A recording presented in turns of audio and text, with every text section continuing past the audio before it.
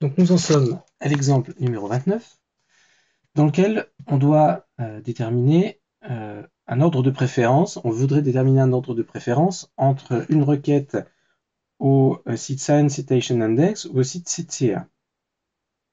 Donc on modélise le fait qu'un site peut être up ou down, enfin not up. Donc on a un prédicat up qui, quand il est vrai sur un site, nous dit que le site est OK, on peut l'interroger. Donc c'est up de S. Et donc la première règle est un raisonnement par défaut qui nous dit que par défaut, si S est un site web, alors S est up. C'est-à-dire si S est un site web et si on n'a rien qui nous dit que S n'est pas up, alors S est up par défaut. Ensuite, la deuxième règle nous dit que si on a prouvé que S n'est pas up, alors on ne peut pas requêter S, on ne peut pas faire de requête sur S. La troisième règle qui va nous dire, en fait, qui va induire l'ordre de préférence entre SCI et CITSEER, nous dit si SCI est up et donc disponible, et si rien ne nous dit qu'il ne faut pas faire de requête sur SCI, alors on fait une requête sur SCI. Donc a priori, le premier, celui qui est préféré comme site, c'est SCI. Deuxième règle, au cas où on ne puisse pas interroger SCI, c'est-à-dire, oui c'est ça, c'est-à-dire au cas où SCI n'est pas up, on le sait, on peut le démontrer, et au cas où CITSEER, lui, est up, et en plus, si on sait que rien ne nous dit, enfin si rien ne nous dit qu'on ne peut pas faire de requête sur CITSEER, alors on interroge CITSEER. Cinquième règle, si aucun des deux n'est up, alors on renvoie une erreur. Et enfin, on a deux faits qui nous disent que SCI et CITSEER sont deux sites web. Donc le petit paragraphe ici nous dit ce qu'on vient de dire. Alors, on nous dit le seul answer set de ce programme, c'est ça. Alors, comment on fait pour créer le answer set de ce programme? Le answer set de ce programme, si on voulait le créer, si on voulait le trouver, il faudrait chercher tous les modèles stables du programme précédent auquel on aurait ajouté un certain nombre de règles notamment. Pourquoi? Parce que je vous rappelle, si jamais on remonte un petit peu au-dessus là dans mon document OneNote, je vous rappelle que non, pardon, c'est pas dans le document OneNote qu'il faut regarder, c'est dans l'article. Voilà, c'est ici. On a un answer set. C'est quoi un answer set? C'est un modèle stable du programme résultant P' issu du fait que pour chaque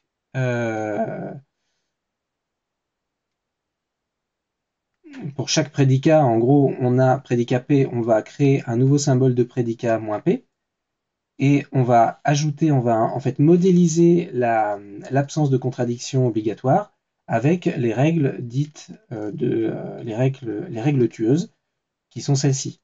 Donc en fait, il faudrait rajouter ici, dans notre vocabulaire, dans notre programme, il faudrait rajouter qu'on a à disposition aussi le prédicat not website, parce qu'en fait tous les autres sont présents, enfin moins website, parce qu'on a up et on a moins up, on a query et on a moins query, et c'est tout. Et on a website, on n'a pas moins website. Alors en fait le moins website, on le met dans le vocabulaire, mais on ne le met pas, enfin, il faudrait oui, on le met dans le vocabulaire. Et à côté, il faudrait avoir donc nos règles tueuses pour empêcher la contradiction entre les prédicats et leur version avec moins. Donc, est-ce que je peux insérer du texte? Alors, donc il faudrait avoir une règle. Si je reviens ici, alors je fais un petit copier-coller pour avoir le modèle de la règle.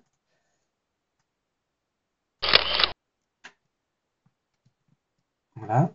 Donc, il faudrait avoir une règle du type falsity, not falsity, avec tous les prédicats en fait, avec up de S et avec moins up de S. Et cette règle-là, alors, cette règle-là, il faudrait pouvoir, alors je vais mettre le F ici en minuscule, il faudrait la rajouter pour tous les autres prédicats, c'est-à-dire query et c'est-à-dire website. Il n'y a pas d'autres requêtes, il n'y a pas d'autres prédicats, donc query et not query et website et not website. Alors en fait, vu le programme a priori du prédicat not website, on va pas en avoir besoin, mais bon.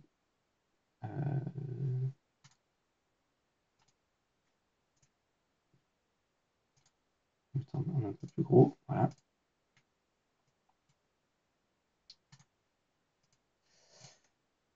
Donc une fois qu'on a ce programme-là, eh bien, on fait une recherche de modèles stables. Et les modèles stables qu'on obtiendra seront les answer sets de notre programme. Alors, les modèles stables, comment est-ce qu'on fait pour les avoir? On pourrait... donc un modèle stable, on a vu hein, que un modèle stable, c'était le point fixe, ici, voilà, c'était le point fixe, non, pardon, c'était le plus petit modèle de Herbrandt du programme, du réduit du programme, et quand on a un programme avec des variables, donc non-ground, c'est le plus petit modèle de Herbrandt du réduit par rapport à l'interprétation qu'on est en train de regarder de ground du programme.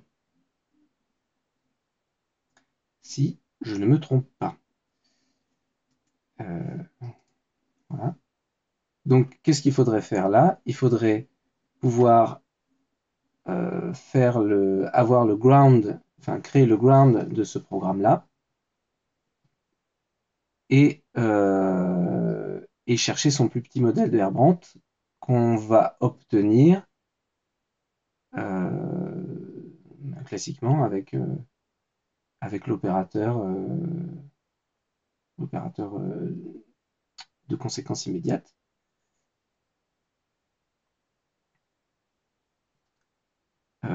On avait aussi le résultat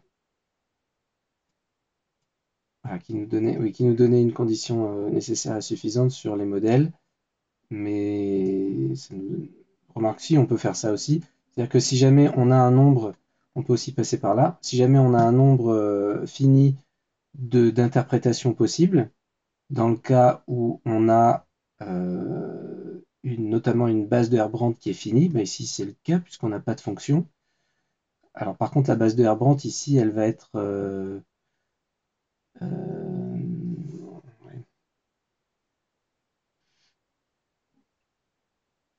un peu plus compliquée que dans d'autres exemples précédents, mais peu importe. On pourrait tester toutes les parties en fait de l'ensemble des parties de la base de Herbrandt et tester avec ce qu'on avait, donc ce résultat là au-dessus, tester l'intersection avec le plus grand ensemble infondé pour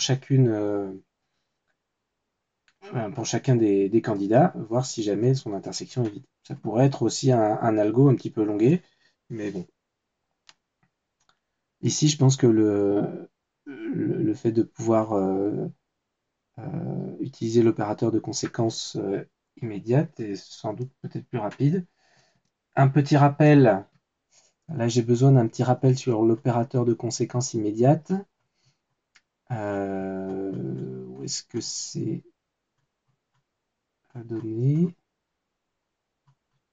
c'est avant les propriétés. Ah, j'ai oublié de surligner celui-là en rouge, ce théorème-là en rouge. Voilà. J'ai oublié de mettre cette définition en bleu.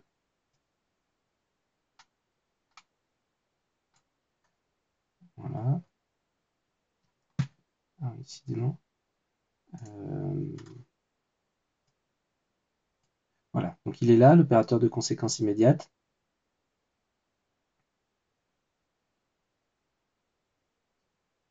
Ah oui, mais on avait vu, oui, oui, ne pas oublier ça. En fait, l'opérateur de conséquence immédiate, il marche super bien pour des programmes, pour des programmes logiques positifs. Le problème, c'est que pour des programmes normaux, il donne pas une condition nécessaire suffisante. C'est-à-dire qu'on peut avoir, on peut trouver un point fixe et en même temps ne pas avoir un modèle stable. Donc après, il faut vérifier. Après, si jamais on trouve, c'est forcément un modèle stable est forcément un point fixe. Donc ça veut dire si on trouve tous les points fixes, on aura à l'intérieur tous les modèles stables. Mais il faudra qu'on teste. Donc on pourrait faire cette manip-là. On va peut-être pas la faire tout de suite. On va supposer que ils ont raison. C'est-à-dire que ce programme-là, en fait, a un seul modèle stable. Donc le programme augmenté avec ses règles tueuses a un seul modèle stable et que comme ça nous est indiqué, le modèle stable est le suivant. Donc website de SCI, website de SITSIR, up SCI, up SITSIR, query SCI. Rapidement, qu'est-ce qu'on peut dire là-dessus? Rapidement, on peut faire la remarque suivante. On a website SCI ou website SITSIR, donc ça c'est obligatoirement dans tous les modèles en fait. Pourquoi est-ce qu'on a up SCI? Eh bien, parce que SCI est un website et a priori, on n'a rien qui nous dit que SCI n'est pas up. Donc, a priori, on a up de SCI. On va avoir up de SITSIR pour la même raison. Et on va avoir query de SCI qui est obtenu, j'imagine, par celui-là, parce que c'est le seul qui nous donne un query avec un query en tête, un query de SCI en tête. Pourquoi? Parce qu'on a up de SCI, ça on vient de le démontrer, et il n'y a rien qui nous dit que SCI n'est pas interrogeable, qu'il ne faut pas, enfin qu'on n'interroge pas SCI. Donc, voilà.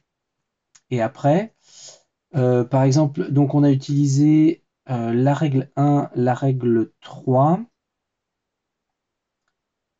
On n'a pas démontré du tout, et on ne peut pas démontrer en réalité un non-up de quoi que ce soit.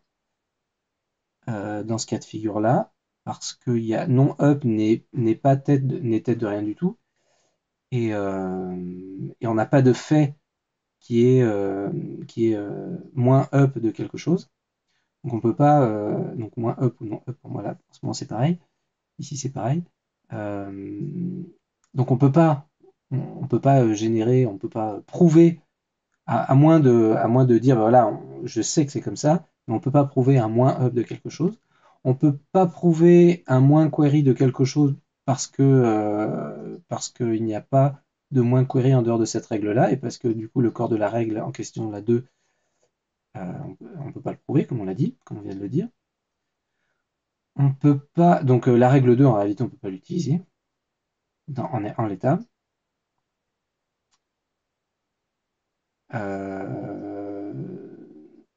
Donc là, je suis dans un processus d'application de l'opérateur de conséquence immédiate, hein.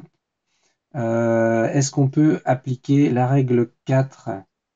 Non, parce que le moins up de SCI, on ne peut pas le démontrer. En tout cas, ça, c'est faux. Moins query, ben, c'est pareil, on ne peut pas le démontrer. Alors, par contre, là, le moins query de SITSIR, comme on ne peut pas le démontrer, ben, c'est que c'est vrai. Par contre, le non-up de SCI, celui-là, il est clairement faux.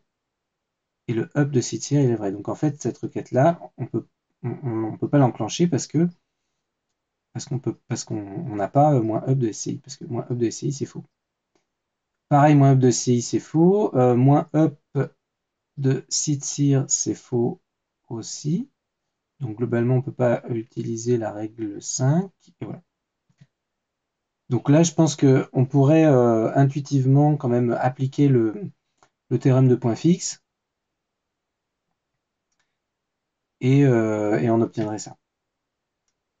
Donc cet answer set qui est unique pour ce programme a comme, signification intuitive qu'on devrait on doit faire des requêtes sur le Science Citation Index, même si CTIR est up et marche. C'est le programme qui le dit en réalité. C'est vraiment le programme. Et c'est en réalité,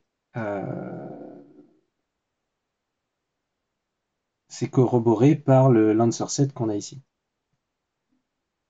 Ce qui est logique. Ce qui est logique. Heureusement que le modèle qui correspond au programme qu'on a décrit, intuitivement, a la même signification que le programme.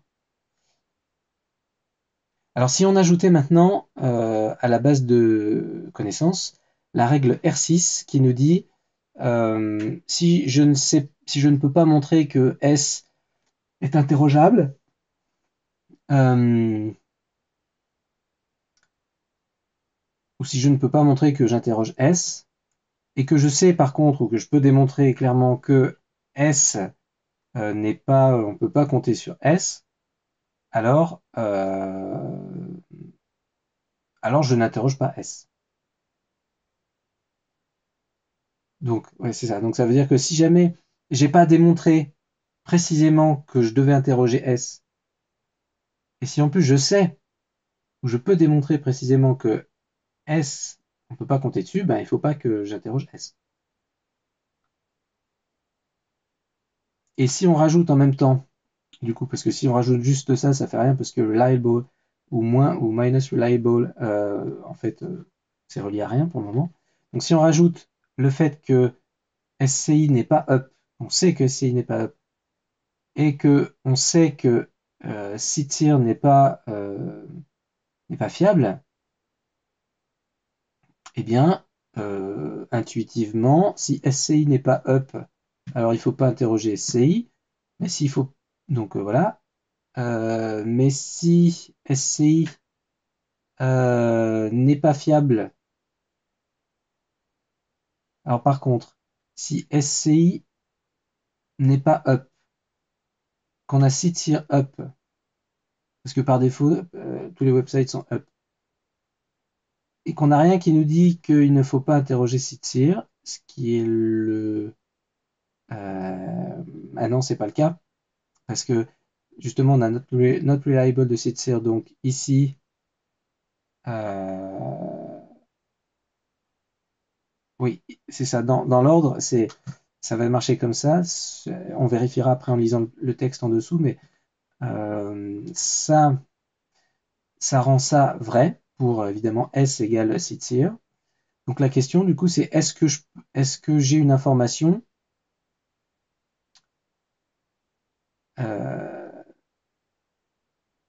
est-ce que je peux montrer que CTIR que query CTIR est vrai? Eh bien, je peux pas montrer que query CTIR est vrai parce que il faudrait que j'utilise cette règle-là, c'est la seule possibilité.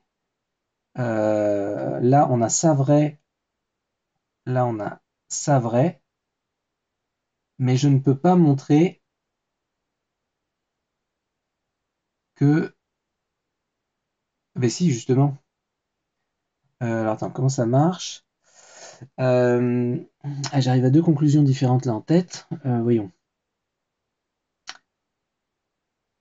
Il faudrait que je puisse rapprocher...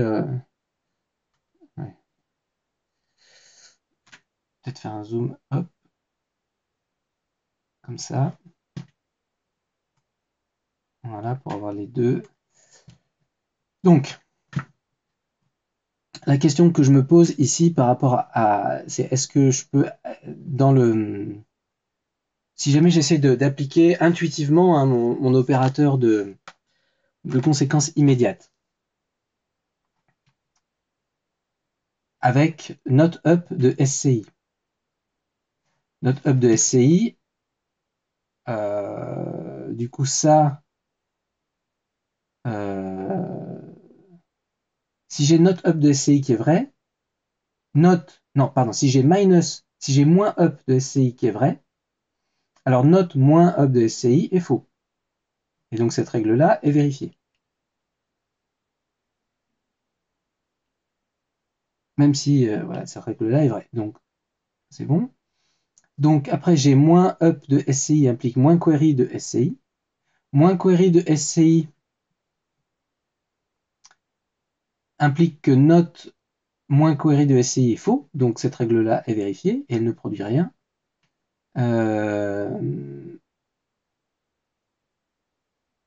Implique que moins query, ok.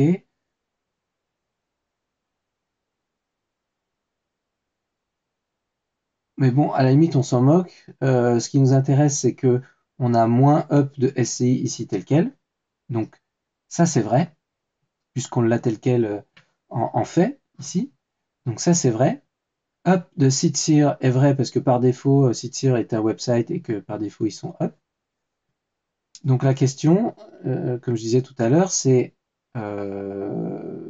est-ce que je peux montrer moins query de Sitseer? Ben, c'est là où on va faire intervenir la nouvelle règle, parce que la nouvelle règle, elle nous dit, comme j'ai moins reliable de Sitseer, donc ça c'est vrai, le premier atome est vrai, et comme comme je peux pas montrer qu'il faut que j'interroge Sitseer, donc ça c'est vrai, et donc j'en déduis que moins query de Sitseer est vrai, et donc moins query de Sitseer est vrai. Ce qui signifie que note moins query de Sitseer est faux. Et donc la règle 4 est vérifiée sans qu'on déclenche ce query de Sitseer. Et voilà, alors qu'est-ce qui se passe? Intuitivement, R6 crée un non-déterminisme dans notre programme, puisque les sites web S qui sont connus comme étant non fiables, puisque pour ces sites web-là, on peut inférer notre query de S,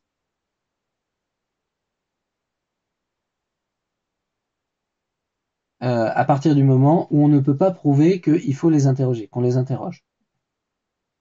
Mais les règles 3 et 4 nous donnent une connaissance similaire, excepté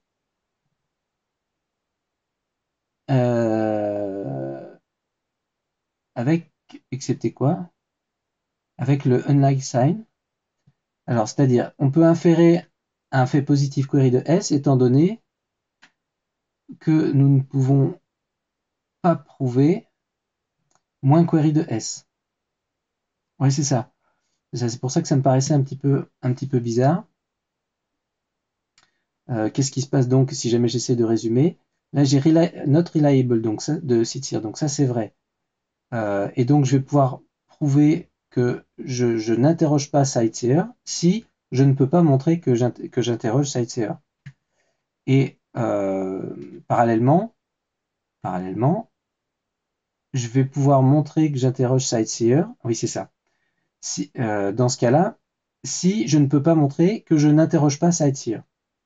Donc il y a voilà, là il y a une petite indétermination, c'est bien ce qui me paraissait un peu bizarre, mais je n'avais pas réussi à formaliser. Donc on a une vision un peu conflictuelle. Et alors pour la résoudre, cette vision conflictuelle,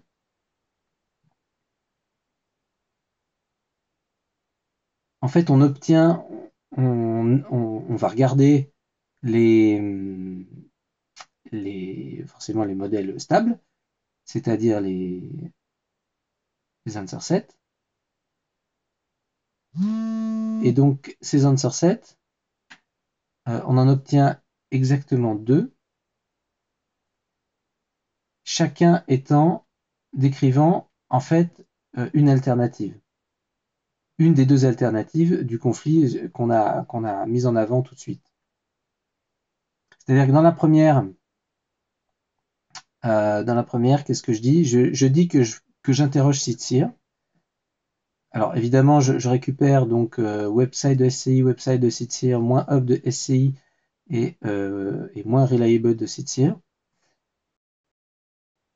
Hub de Sitzir, je l'ai tout le temps parce qu'il n'y a pas de souci, il ne fait pas partie du conflit. Et moins query de SCI, eh ben, il découle directement en fait de la règle moins up de S implique moins query de S. Et la seule différence, c'est ça, c'est soit j'ai query de sitecr, soit j'ai moins query de sitecr. Voilà, c'est-à-dire que dans M1, on a choisi de faire une requête sur sitecr, et dans M2, on a choisi de ne pas faire de requête. Et donc, de n'interroger aucun site web, puisque on avait moins query de sitecr et moins query de SCI. Et du coup, là, on fait que on a modélisé une situation qui est conflictuelle, de laquelle on n'arrive pas à s'en sortir parce qu'en fait, ce que j'avais essayé de faire, on l'a bien senti, là, c'est d'appliquer l'opérateur de conséquence immédiate.